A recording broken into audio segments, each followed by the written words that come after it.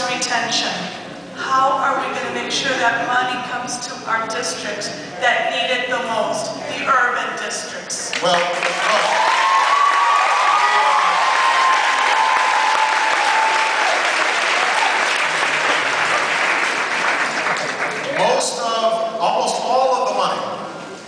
almost all of the money that's going to states under the Recovery Act for education is designed to retain teachers. Almost the lion's share of it. I mean, there's some money for school construction as well.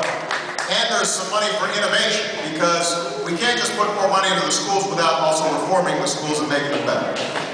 But a huge, right now, the biggest chunk is for teacher retention. It generally flows in the same way the Title I monies flow. So that there should be a formula that the states are working with in terms of how it's allocated to various districts. I don't know the exact figures here in California or what would happen in terms of this school district. Your school superintendent is here, though. There he is right here.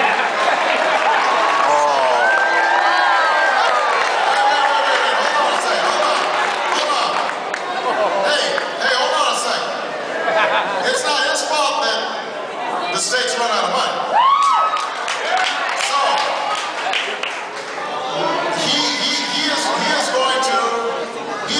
he was in a meeting with Arnie Duncan, our Secretary of Education, and I stopped by in the meeting, and these were the school superintendents for all across the country to come together and work on how we both deal with the immediate short-term crisis, but also how do we think about long-term reforms.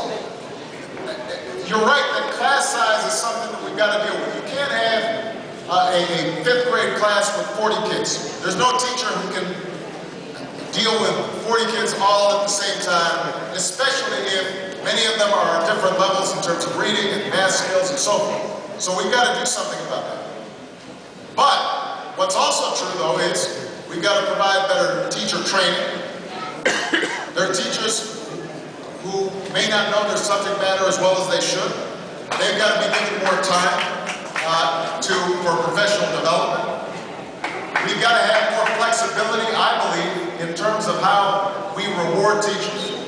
I think that it is important for us to make sure that we have assessments that everybody can agree, because ultimately, we've got to know that our kids are meeting high standards. Now, it can't just be a single high-stakes standardized test, but we do need to have strong, powerful measures of performance. Because schools are like anything else. We can't afford our kids to be mediocre at a time when they're competing against kids in China and kids in India who are actually in school about a month longer than our kids.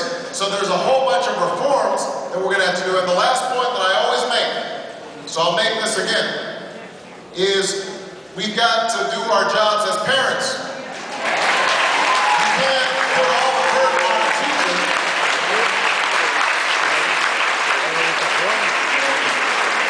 You can't put all the burden on a teacher if you're not making sure your child does their homework, if you're not reading to them, instilling a sense of excellence and a thirst for knowledge in them, then they're not going to do very well, no matter how good your teacher is. Okay, so that's very important. One last point I want to make about education.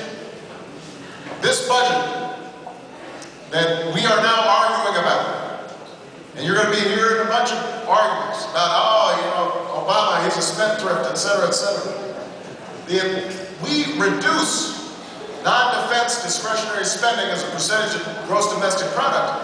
But what we insist on is that we make some investments in education. And one of the things that we haven't talked about is